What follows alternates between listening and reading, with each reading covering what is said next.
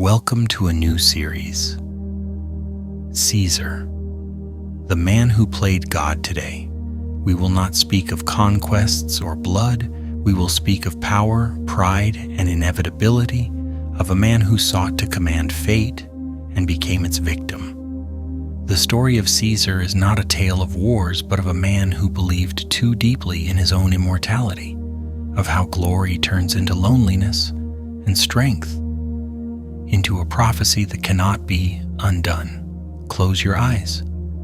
Imagine Rome bathed in the golden light of sunset, a crowd waiting for its hero, and a shadow already falling across the marble. Tonight you will hear a name that history has never forgotten, but perhaps for the first time you will understand why it never could. Rome was a city where every sign was taken seriously. The flight of a bird, a crack in a temple wall, a sudden storm, all were considered the voice of the gods. So, it is no wonder that the life of the future dictator was surrounded by omens from the very start. When Aurelia, Caesar's mother, carried him in her womb, she dreamed that the sun itself descended onto her lap, flooding her with golden light. Priests declared the child would rival the brilliance of the heavens. He would shine for the people, but he would also be burned by that same fire. On the day of his birth, the sacrificial animals on the Capitoline Hill were found to have no heart, an omen both rare and terrifying. Some read it as a warning of early death for the child, others as a prophecy that he himself would become the heart of Rome. As a boy, he was once approached by a seer who foretold him glory, but added gravely, "Beware the Ides of March, for they will bring your end." These words would echo through his life. Though Caesar as a man would sometimes laugh them off, deep down he seemed to carry the sense that destiny walked beside him, never far away. Even in his youth, his gaze marked him out. His dark eyes, like the waters of the Tiber at night, were too serious for his years. He was not like other children, noisy and careless. He listened intently to philosophers and priests, and often stared silently at the sky as if conversing with the stars themselves. In the streets of Rome, the elders would say, "This boy will be either the greatest of men or the most wretched." Thus began the story of a man who was to walk between prophecy and power, between myth and history, and who would one day turn the Roman Republic into an empire. The Rome of young Caesar was noisy, dangerous, and full of intrigue. The Republic stood on the edge of great change. The ambitions of the nobility clashed with the anger of the people. The streets buzzed with crowds, and in the Senate, alliances and betrayals could bring down entire families. Caesar was born into the Julian clan, which traced its lineage back to the goddess Venus. This gave the young Gaius a special aura. He was not seen as merely a boy from an old family, but as one carrying divine blood. From childhood, he was taught that greatness was in his veins, yet his path was perilous. In his youth, Rome was under the dictatorship of Sulla, who saw a threat in the young Caesar. To save his life, Caesar was forced into hiding, and only the intercession of powerful friends spared him. Sulla, however, spoke the words that would echo through history. "In this boy, there are many Mariuses. Beware of him." It was in these years that his character was forged. Caesar learned to be flexible in words and unyielding in action. He began his career as a gifted orator, capable of moving crowds with his speeches. His words cut like a blade, and people believed him, not because he promised much, but because his voice sounded as if fate itself spoke through him. Soon all of Rome was speaking his name. Some called him ambitious, others a savior, still others a man not to be trusted. But there were no indifferent voices. Even his enemies admitted that he possessed something rare, a charisma beyond explanation. Thus, scarcely having entered politics, the youth was already a figure watched by the entire city. Rome felt that within him was a force that would either bring it to new heights or shatter the Republic itself. When Caesar was granted command in Gaul, many senators smirked.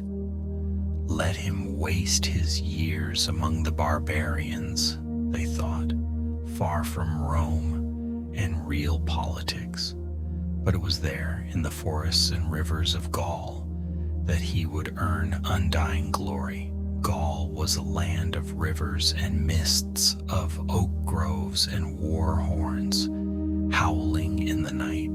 Celtic chieftains could gather tens of thousands of warriors, their bodies painted, their cries like the roar of wild beasts. To Romans, they were savage enemies. To Caesar, they were a challenge set by fate. He led his legions deep into this land, and his campaigns became legend even in his lifetime. Romans sang of how he built a bridge across the Rhine in just days, where for centuries it was thought impossible to cross. His soldiers drove wooden piles into the water, and when the bridge stood firm, the tribes fled before battle even began, for they understood no force of man could resist such will. He marched as far as the shores of cold Britain, where only traitors had ventured before.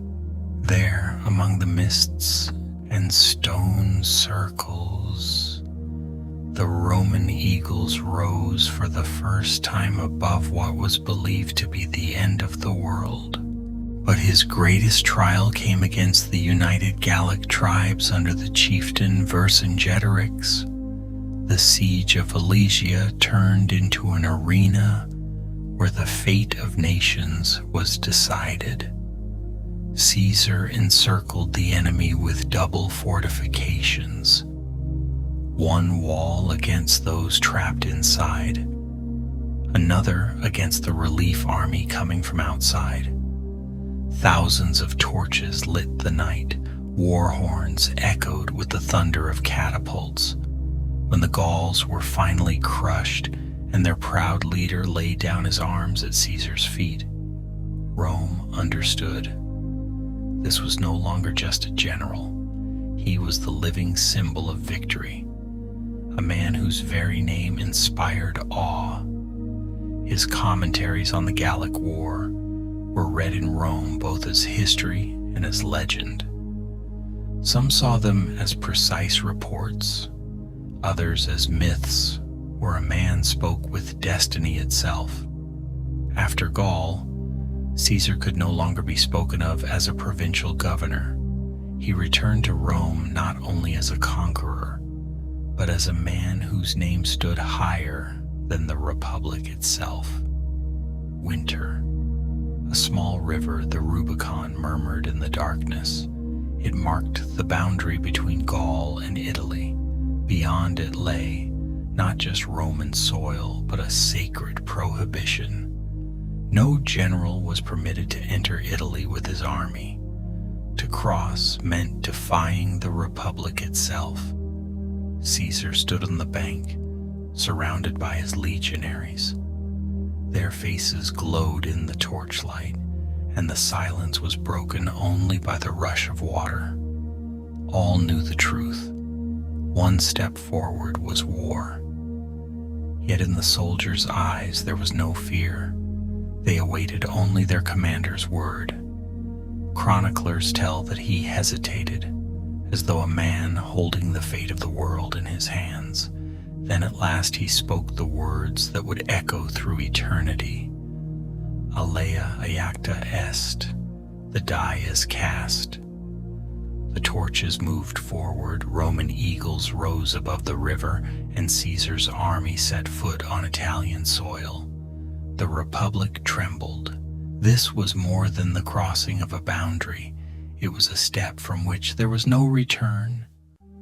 Over Rome, the night already crackled with foreboding. A new era was beginning. From that moment, all that had seemed unshakable, the authority of the Senate, the foundations of the old Republic, began to crumble, and Caesar's name would forever be bound to that instant, the moment when one man dared to challenge an entire world.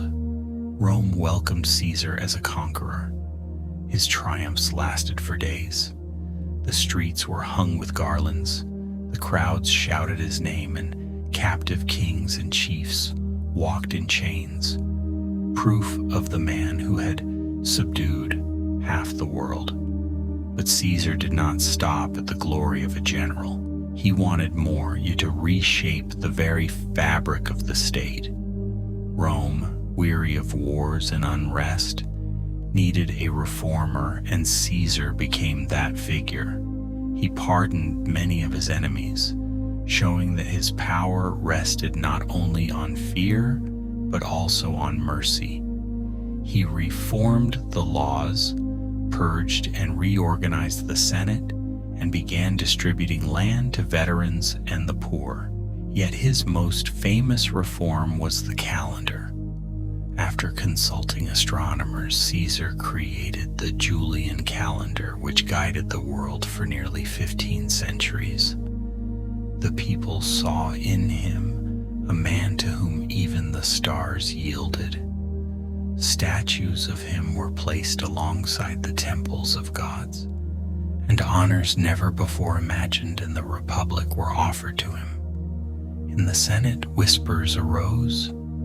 Should he not be declared king? Clad in purple, seated upon a golden chair, Caesar seemed to walk, not with men, but with gods. His face became the symbol of new power.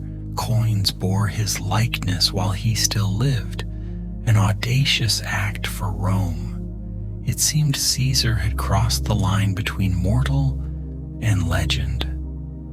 Yet with triumph grew envy. Those who once praised his victories began to murmur, "He wishes to be king?" And for Rome, proud of its republican freedom, that word was more terrifying than war. The shadows of conspiracy gathered over him. At the very time when Rome resounded with Caesar's reforms and triumphs, on the banks of the Nile unfolded a story destined to enter legend. Caesar arrived in Alexandria, where heirs of the pharaohs were locked in a struggle for power. It was there he first saw the woman whose name would become as immortal as his own, Cleopatra VII. Her arrival in his chambers became legend. Some said she had herself smuggled in, rolled inside a carpet. Others claimed it was a linen sack.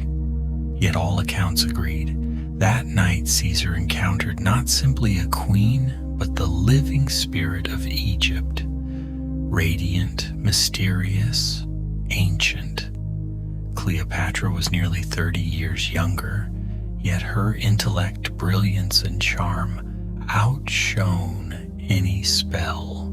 She spoke many tongues, mastered the art of words and gestures, and turned conversation itself into a game she always won. Their union was both passion and politics.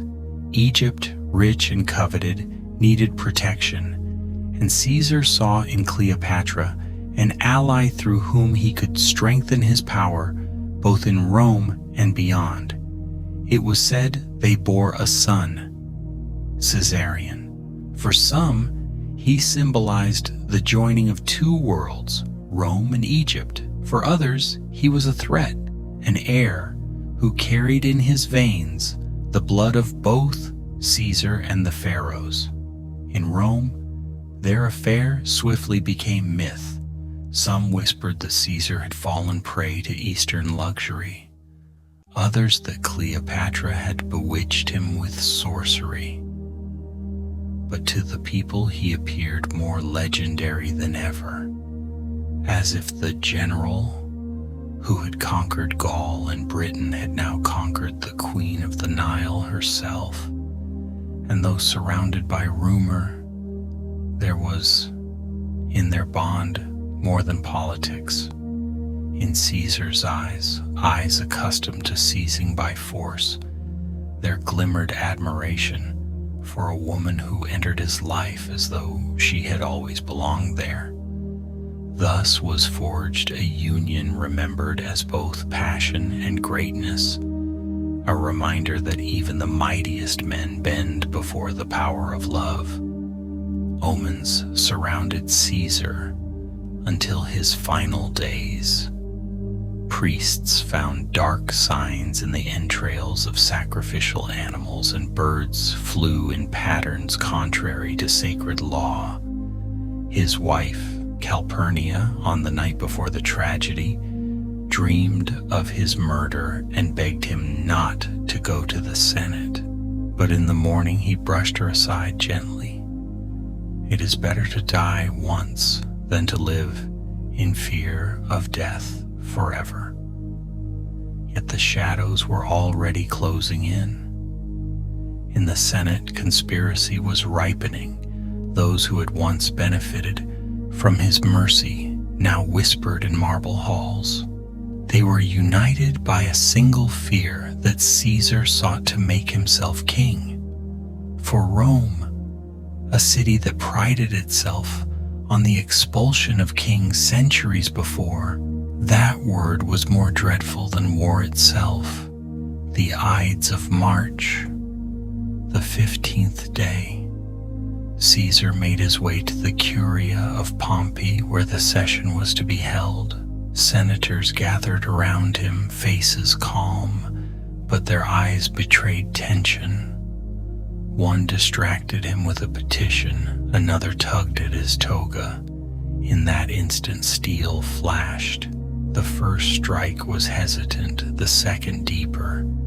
Then a storm of blades fell upon him. Caesar struggled to fend them off, but when he saw among the assassins Brutus, the man he had loved like a son, he ceased to resist. Legend says he uttered the words, "Et tu, Brute?" His body collapsed at the base of Pompey's statue. His former enemy whom he had once defeated, history itself seemed to mock him. The conqueror now lay at the feet of the conquered. The senators fled while the city filled with murmurs and fear. When the people learned of his death, they wept and rioted in the streets. At his funeral, Mark Antony's oration shook the crowd. The people tore their clothes, seized torches, and burned Caesar's body in the heart of the city. Then, in fury, they stormed the houses of the conspirators. Caesar's death was not an end, but the beginning of a new era. His name became a title. Caesar, that would be borne by kaisers and czars. He fell by the hands of his own, yet entered eternity as the man who defied time itself. Caesar's death shook Rome, but it did not destroy his legend. On the contrary, it was then that he ceased to be a politician in general and became a symbol, a name that would live forever. To the people, he was the reformer who had dared to reshape the state. To the senators, he was the man before whom they bowed, even while fearing him. To the soldiers, he was the commander, who had shared their hunger, cold, and danger, and who had never retreated. But there was another side, the mystical.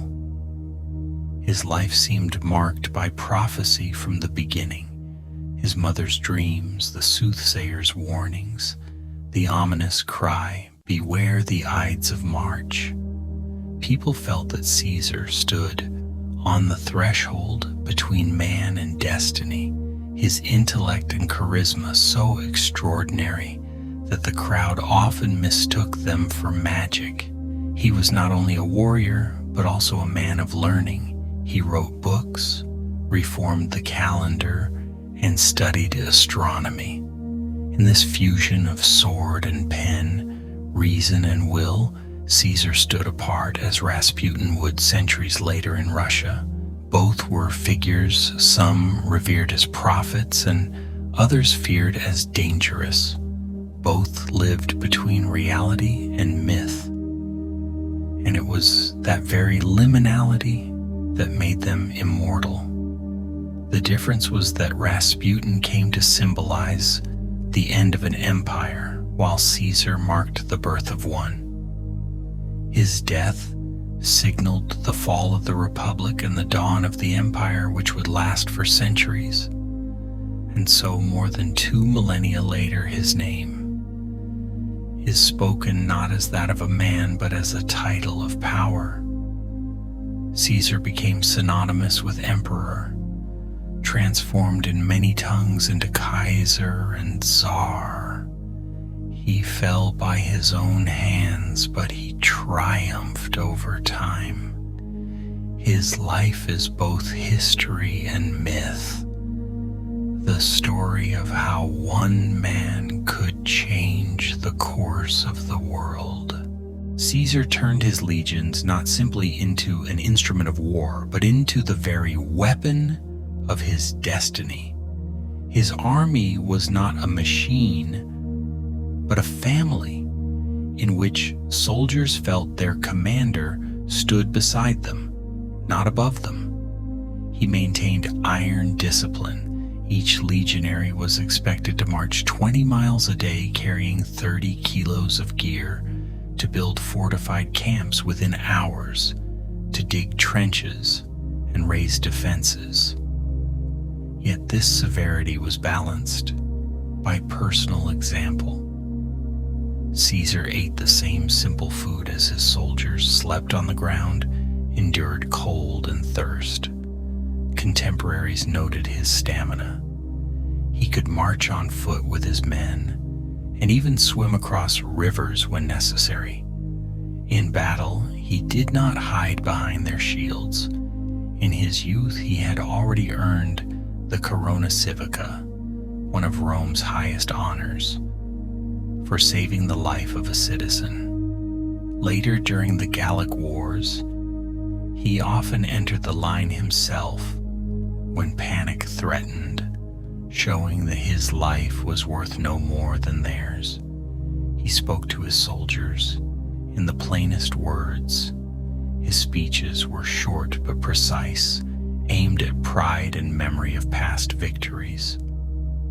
Before Pharsalus, when Pompey's army outnumbered his own, he declared, "We fight not against enemies, but against our own, those who betrayed us. But we are the true defenders of Rome." Such words made men believe their cause was just. The legions answered with loyalty. In Alexandria in 47 BCE, when mutiny threatened, Caesar addressed them not as soldiers but as Quirites, ordinary citizens. The rebuke stung worse than punishment.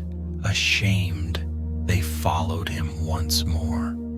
With this devotion, his army achieved the impossible. At Alesia, they built a double line of fortifications stretching over 20 kilometers in only weeks, encircling both those within and those without. The world had never seen such speed and determination. So when Caesar crossed the Rubicon, his soldiers did not falter. They knew they were defying the Senate and Rome itself, but they believed in the man who had shared cold, hunger, danger, and glory. To them, he was more than a commander. He was their destiny. If the sword made Caesar a general, the word made him a statesman. In Rome, rhetoric was the sharpest weapon of politics, and Caesar wielded it with unmatched skill. From youth, he studied under the best teachers. His journey to Rhodes was decisive, where he learned from Apollonius Molon, the same master who had trained Cicero. There, Caesar perfected a style that was clear, swift, and penetrating, free of ornament, yet powerful enough to pierce the heart of the listener. His speeches were remembered for their energy. His voice was not loud, but it carried authority.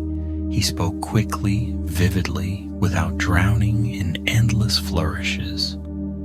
Every word seemed to be an action. He first gained fame as an advocate, defending the poor against the powerful. He dared to attack Rome's most influential men in court, which won him the love of the common people and the hatred of the aristocracy. In trials, he combined passion with irony, stirring either indignation or compassion at will. Even Cicero, the greatest orator of Rome, admitted Caesar's talent, saying his style was the purest and most refined. What impressed him most was Caesar's ability to improvise.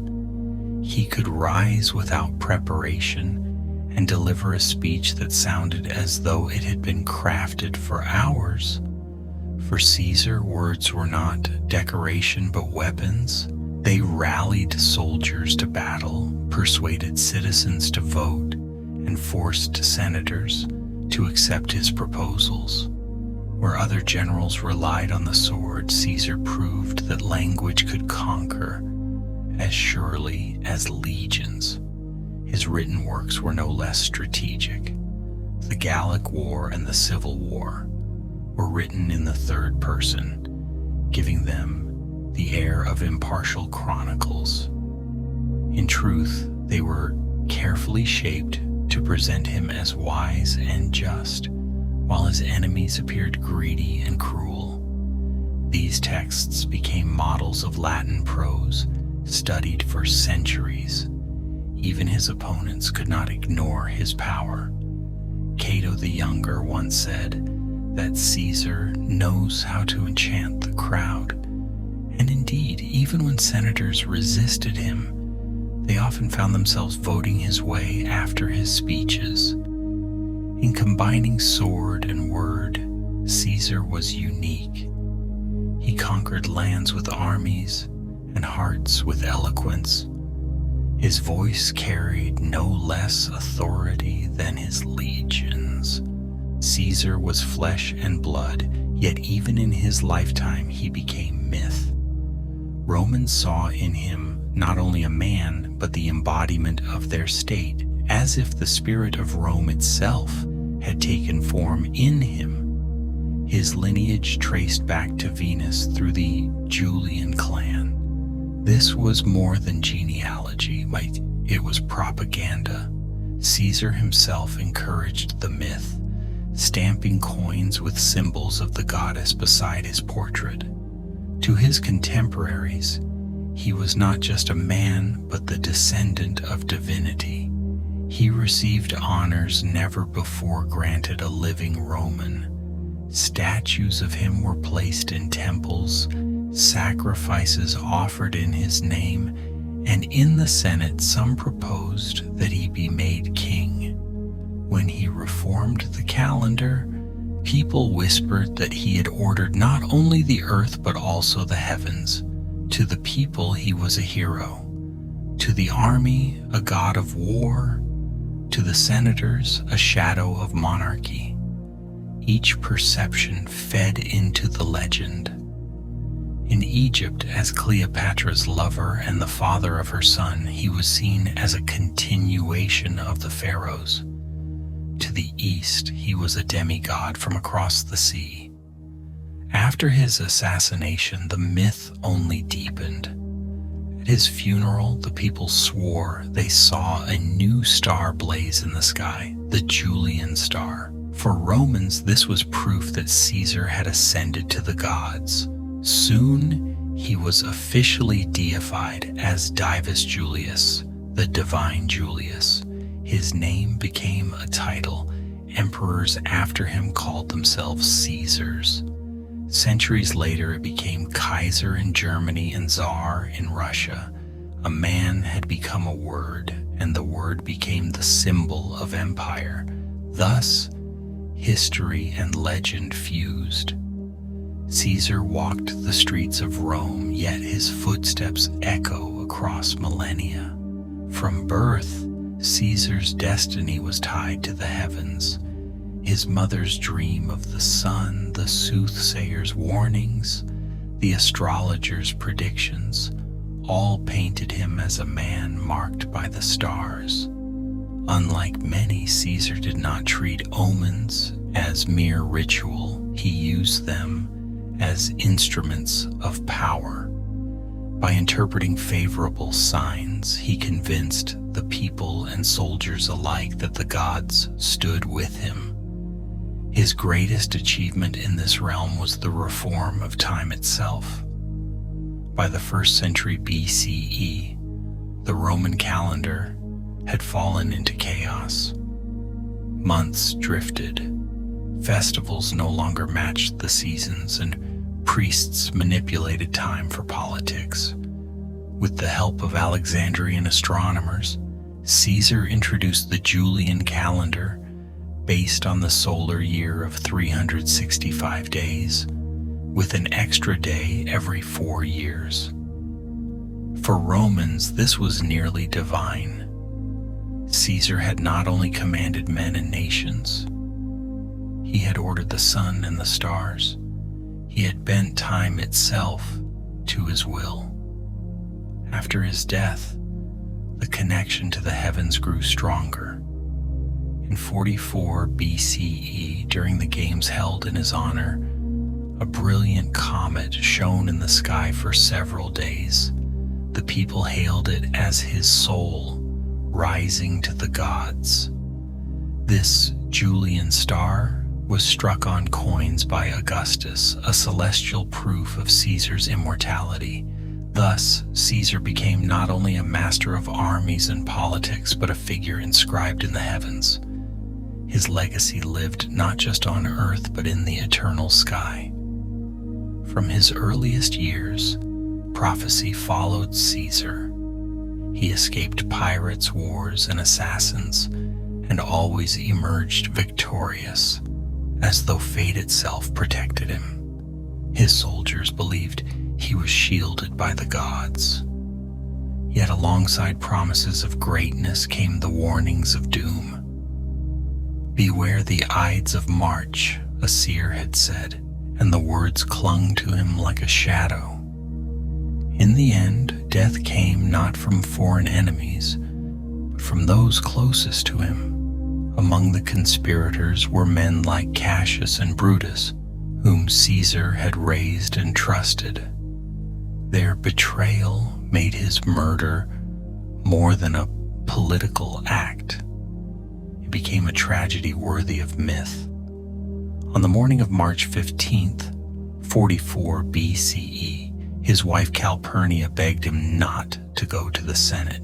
She had dreamed of his assassination. Priests, too, reported dark omens and sacrifices, yet Caesar dismissed them. It is better to die once than to live always in fear of death. At the Curia of Pompey, the conspirators surrounded him with petitions. Then steel flashed.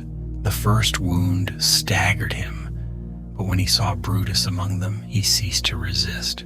According to legend, he whispered, "Et tu, Brute?" and fell at the feet of Pompey's statue, his former rival, now grim witness to his death. Rome erupted. At his funeral, Mark Antony's speech roused the people to fury. They burned Caesar's body in the Forum itself and stormed the houses of the assassins. His death, meant to save the Republic, only hastened its end. Caesar's murder was seen as the fulfillment of destiny. He had risen too high, and fate demanded a sacrifice. Like Alexander or Achilles, he was a hero lifted and struck down by forces greater than men. Yet by dying, he became eternal. His assassins hoped to erase his power. Instead, they secured his immortality. The Republic perished, the Empire was born, and Caesar's name became a crown worn by emperors for centuries. Thus betrayal crowned his life. He fell by the hands of his own, but in that fall, he achieved what no enemy could grant him, a place beyond death in history and legend alike.